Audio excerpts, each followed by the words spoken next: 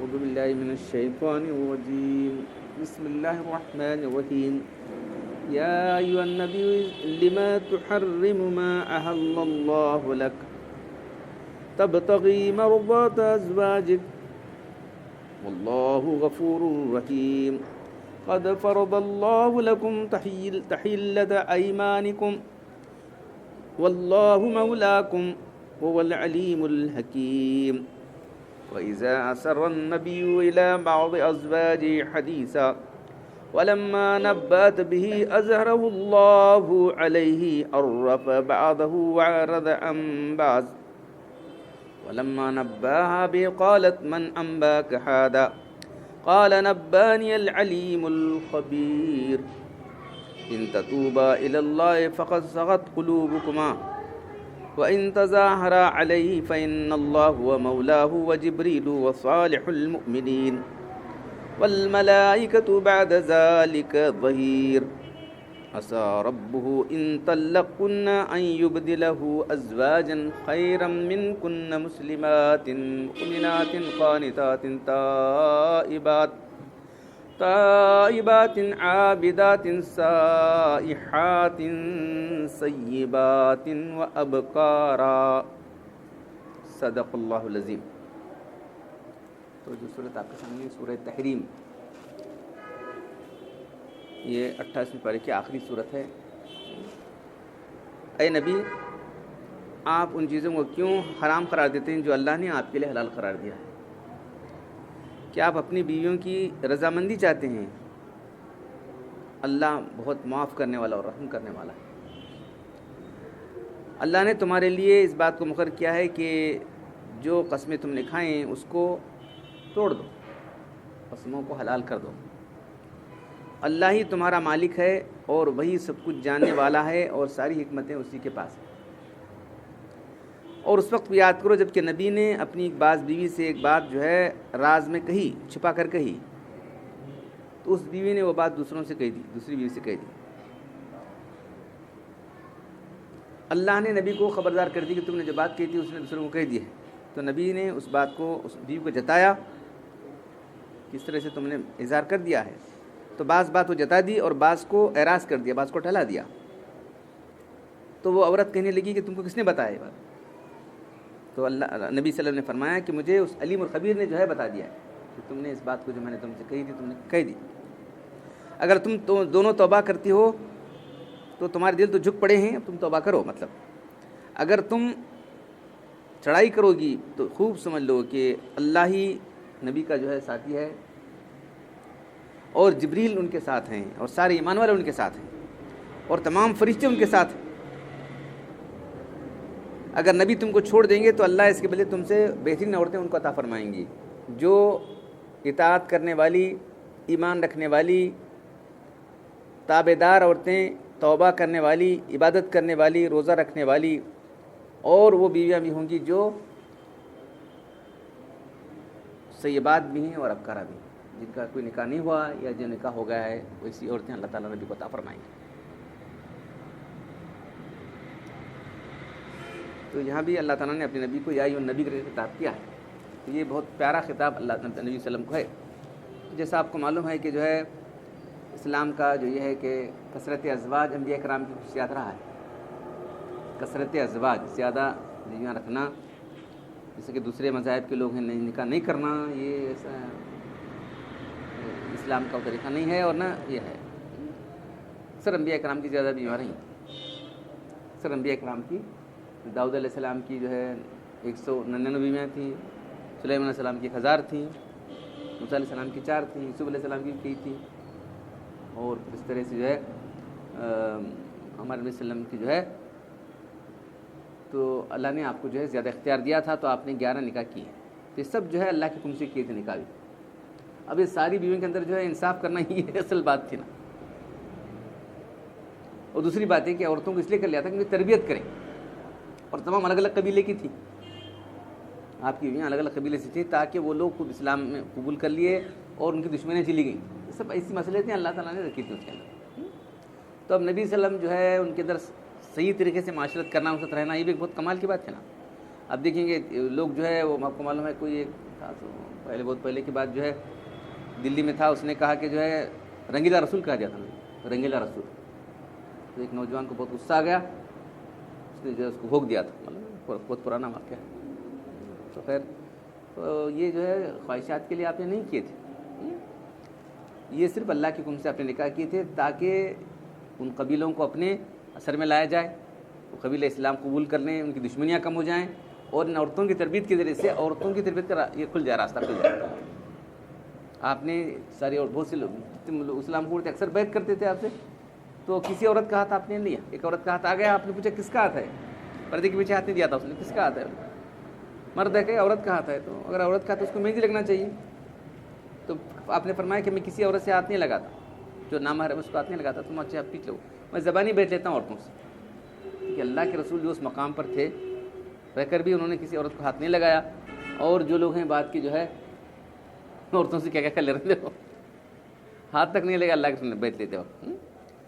تو یہاں جو ہے اللہ کا معمول یہ تھا کہ عصر سے مغرب تک جو ہے تمام جو حجرے بنے تھے, کمرے تھے, تمام بیویوں کے پاس. ایک تو حضرت خدیجہ کا انتقال ہو گیا تھا, اس وقت تک کوئی بیوی نہیں کر لیا آپ نے. یہ دیکھو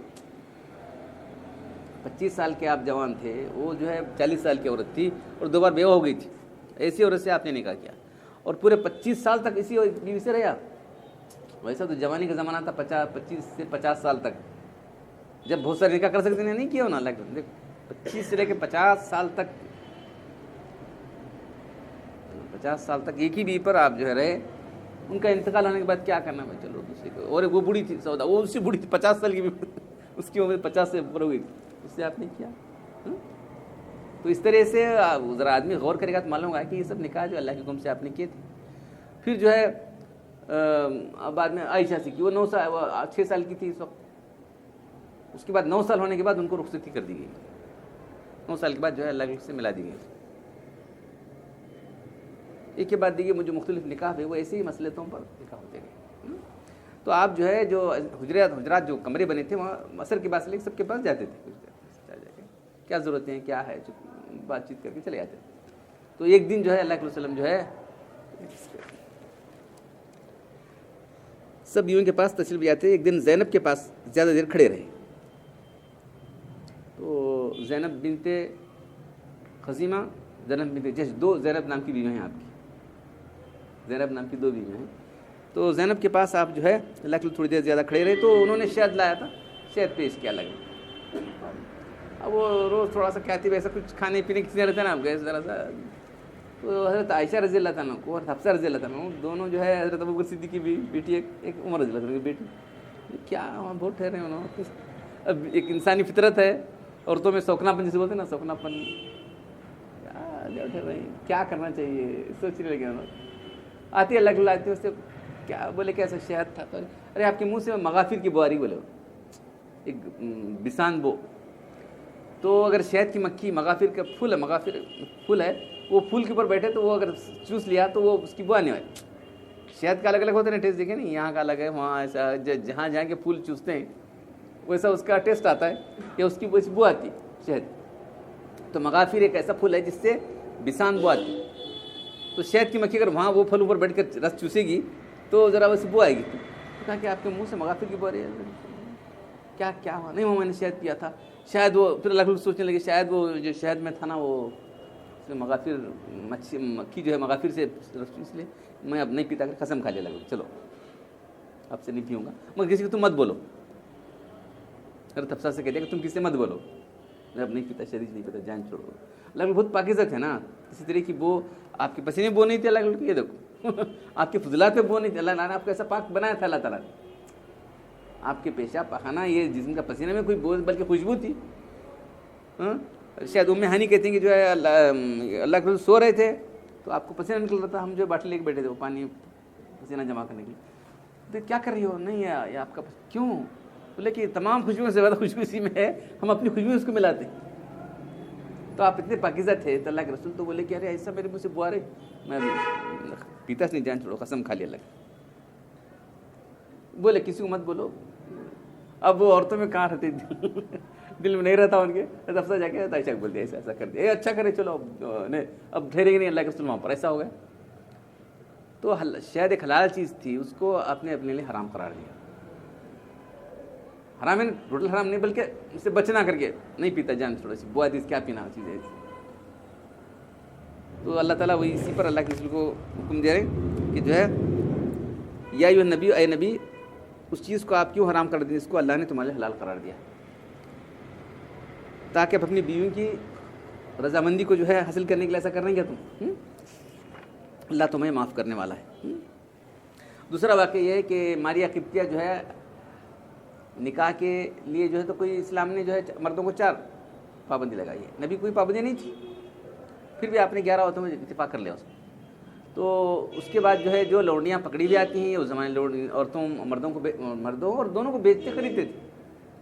تو وہ جو اس کو ملک یمین کہتے ہیں، وہ جو ہے اس کی کوئی تعداد نہیں رکھی، کیونکہ ایمرجنسی حالت میں بہت ساری عورتیں ہیں، کیا کر سکتے ہیں، 2 3 4 ایسے رہ سکتے، زیادہ بھی ہو سکتے. تو آپ کو ملک یمین میں ایک عورت جو تھی ماریہ قبطیہ تھی، بادشاہ کے بادشاہ نے بھیجا تھا آپ کو، تو وہ اللہ کے رسول کی ملک یمین میں تھی. تو وہاں اللہ کے رسول کے تو ان لوگوں کو ذرا سا حسد ہو گیا. اللہ کے رسول جائز تھا اور جائز بھی ہے، تو ان کو بہت ہو گیا. تو انہوں نے کہا یہ کر کے جو ہے تو اللہ کے بولے کہ میں اب کبھی اس سے نہیں ملوں گا، ماریہ قبطیہ سے میں کبھی نہیں ملوں گا. یہ اللہ کے ویل دونوں واقعی، ایک تو شہد کا واقعہ ہے، دوسرا ماریہ قبطیہ سے ملنے کا واقعہ ہے. تو دونوں واقعے ہو سکتے ہیں. تو اللہ کے رسول نے دیکھا کہ میں کبھی ان سے اب شہد بھی نہیں پیوں گا، ایک فرمایا. دوسرا ہے کہ ماریہ قبطیہ سے نہیں ملوں گا. تو یہ جائز چیزوں کو حرام قرار دیے تھے اللہ کے رسول. حرام ہے حرام نہیں، بلکہ میں اب سے پرہیز کروں گا، بس یہ بات تھی. اے نبی، جس چیز کو اللہ نے آپ کے لیے حلال کیا ہے آپ قسم کھا کر اس کو اپنے کیوں حرام کرتے ہیں، وہ بھی بیوی کی خوشنودی کے لیے. کسی مباح کا ترک کرنا جائز ہے، اور قسم کرنا بھی، قسم سے بھی مباح کو جائز ناجائز کر سکتے ہیں، لیکن یہ خلاف اولا ہے. اور اس میں جبکہ بیویوں کے لیے خوشنودی کے لیے آپ کر رہے ہیں، یہ غلط بات ہے. خلاصہ یہ کہ اس واقعے میں جو اللہ نے ایک حلال چیز کو یعنی شہد کو اپنے اوپر حرام قرار دیا تھا جبکہ کوئی ضرورت نہیں تھی، تو جائز ہے. مگر اس واقعے میں اس ضرورت تھی نہ تھی کہ جس کی وجہ سے آپ کو خود تکلیف اٹھانا، ایک حلال چیز کو اپنے لیے حرام قرار دینا. تو کوئی چیز حلال ہے اگر آدمی اس کو واقعی حرام سمجھتا ہے تو کافر ہو جائے گا. جو چیزیں اللہ نے ہمارے لیے حلال قرار دی اس کو حرام سمجھنا، یا حرام چیز کو جائز سمجھتا ہے تو کافر ہو جائے گا. شراب ہے، شراب کیا حرام نہیں جی، میں تو حرام نہیں سمجھتا اسے، تو غلط کافر ہو جائے گا. تو اس طرح جتنی چیزیں اللہ نے قطعی طور پر جو حرام ہے، شراب قطعی طور پر حرام ہے، سود قطعی طور پر حرام ہے. تو حرام چیزیں جو قطعی ہیں، قطعی حرام چیزیں، ان کے بارے میں آدمی کہتا ہے کہ میں اسے حرام نہیں سمجھتا بولے تو کافر ہو جائے گا. جو چیزیں حلال ہیں میں اس کو حرام سمجھتا ہوں بولے تو کافر ہو جائے گا. تو یہاں اللہ کے رسول تو ایسا نہیں، جہاں کئی کو ایسے پرابلم پیدا کرنا بول کے آپ نے کر لیے تھے. پھر فرمایا کہ ازواج کی رضا جوئی کے لیے ایک جائز چیز کو آپ کیوں حرام کرتے ہیں. تو شاید کہیں اللہ کے لوگ کہ شاید میں نے بہت بڑا غلطی ہو گئی ہوگی، تو اللہ نے فوراً فرمایا کہ اللہ بہت معاف کرنے اور رحم کرنے والا ہے. یہ کوئی غلطی نہیں بھی ہے، یعنی کوئی بڑا جرم نہیں ہوا آپ سے، لیکن پھر بھی اللہ تعالیٰ معاف کرنے اور رحم کرنے والا. کسی چیز حلال چیز کو حرام کرنے کی 3 صورتیں ہیں. یہ کہ کسی چیز کو عقیدے کے طور پر حلال چیز کو حرام سمجھ لے گا تو کافر ہو جائے گا، اور اگر عقیدتاً حرام نہ سمجھتے ہوئے کسی ضرورت مسئلے سے قسم کھا کر حرام کراتے گناہ. وہ نہیں کھاتا بات نہ کھانا کو حرام، قسم کھائی تھی میں نے نہیں کھانی قسم کو. سب جو چیز حلال ہے اس کو آپ قسم نہیں کھانا چاہیے. ایسے چھوڑنے کی بات اور ہے، قسم کھاتا میں قسم کھا نہیں کھاتا ہوں، ایسا کچھ لوگ رہتے ہیں میں قسم کھا سے نہیں کھاتا ہوں. حلال چیز کو قسم کھا کر چھوڑنا کیسی بات، غلط بات. یہ بھی جو ہے گناہ ہے. کوئی ضرورت اور مصلحت ہو تو جائز ہے مگر خلاف اولا ہے. تیسری صورت یہ ہے کہ نہ عقیدہ حرام کا نہیں ہے اور نہ اپنے حرام کرا لے رہا ہے، بلکہ یہ سمجھ رہا ہے کہ یہ جو بہت سے لوگ سادھو سنت ایسے جو تھے لوگ گوشت نہیں کھانا، جیسا کہ دوسرے مذاہب کھائے، چوری سے کھاتے ہیں اور بات ہے اس کا مزہ ان کو لگا تو پھر انہوں نے چھوڑتے نہیں ہمارے زیادہ، تو جو ہے وہ حرام قرار دیتا ہے. تو اس طرح سے اگر کچھ لوگ کر رہے ہیں گوشت نہیں کھانا، فلاں کرنا، ایسے کچھ واقعات لوگوں کے ہیں، تو وہ اگر ہیں تو وہ بھی سخت قسم کا گناہ ہے. جس چیز کو اللہ نے انسانوں کے لیے اپنے بندوں کے لیے حلال کر دیا تم حرام کیوں اپنے اوپر کر لے رہے؟ اب چوتھی صورت یہ ہے کوئی بیماری کے لیے، کوئی ایسے عارض کے لیے، اب ڈاکٹر نے کہا شوگر مت کھاؤ، تو شوگر حرام نہیں ہے، شکر حرام نہیں ہے، شکر رکھنے والی چیزیں مت کھاؤ، شکر حرام کیا حرام نہیں ہے لیکن اپنی طبیعت کے لیے حرام ہے، یہ سمجھ۔ اس طرح سے صوفیہ کرام جو ہے بعض چیزیں جو ہے اب گوشت چیزیں ہیں، ایسی بعض چیزیں ایسی ہیں جس سے قوت مردوں میں زیادہ پیدا ہوتی ہے، اب انہوں نے نکاح نہیں کیے تھے یا ایسے حالات تھے کہ جو ہے ان کے ایسی چیزیں نہیں تھیں، سفر میں تھے، ایسی چیزوں کو انہوں نے پرہیز کرنے سے اس لیے یہ کیا کہ اپنے آپ کو کنٹرول کرنے کے لیے، حرام سمجھتے ہوئے نہیں، یا نفس کو کنٹرول کرنے کے لیے۔ کتنی دن سے ٹھنڈا پانی نہیں پیے، کتنی دن سے شربت نہیں پیے، نفس کھا کے پھر موٹا ہوتا نہیں ہے، کتنا کھلائیں گے اسے موٹا ہوتا ہے، یہ خیال سے انہوں نے چھوڑ دیا تھا، اس کو حرام سمجھنے کے لیے نہیں چھوڑا تھا۔ صوفیہ کرام کے جو واقعات ہیں وہ نہیں کھاتے تھے، وہ نہیں کھاتے تھے، اس سے بچے اس سے بچے، اگر یہ جو بات آتی ہے تو اس لیے کہ نفس کو کھلا پلا کے موٹا نہیں کرنا، مارنا نفس کو۔ نفس یہ مانگ رہا ہے چلو نہیں تو یہ مانگ رہا ہے تجھے نہیں دیتا ہے، 1 سال تک نہیں دوں گا تجھے، میں نرم نرم روٹی کھا رہا ہے نہیں دے گا، باسی روٹی کھا۔ تو یہ اپنے نفس کا علاج کے لیے کیا تھا؟ تو اب یہ 4 صورتیں معلوم، ایک تو قطعی حرام سمجھے گا، عقیدے کو حرام سمجھے گا تو کافر ہو جائے گا، حرام نہ سمجھے جائز سے اس کو نہیں کھاتا کا قسم کھا لیا وہ بھی گناہ ہے، اور پھر جو ہے بغیر کسی اس کے جو ہے اس کو، جیسا کہ وہ لوگ ہیں اپنے اس سے بچنا شروع کر دیا، اس کو بطور حرام کے، حرام تو نہیں مان رہا لیکن اسے ایسا پرہیز کر رہا ہے کہ یہ حرام ہے، وہ بھی غلط ہے۔ چوتھی صورت یہ ہے کہ جو ہے کسی عارضی کی وجہ سے، بیماری کی وجہ سے، کسی اس کی وجہ سے جو ہے، یا جیسے صوفیہ کرام نے علاج کے لیے کر لیا تو اس کو جائز قرار دیا گیا۔ انشاءاللہ کل پھر بات ہے کہ اللہ تعالیٰ ہم قرآن پڑھنے اور عمل کرنے کی توفیق عطا فرمائے۔ الحمدللہ رب العالمین والصلاة والسلام علی رسول الکریم۔ ربنا آتنا فی الدنیا حسنة وفی الآخرة حسنة وقنا عذاب النار۔ ربنا ظلمنا انفسنا وان لم تغفر لنا وترحمنا لنكونن من الخاسرین۔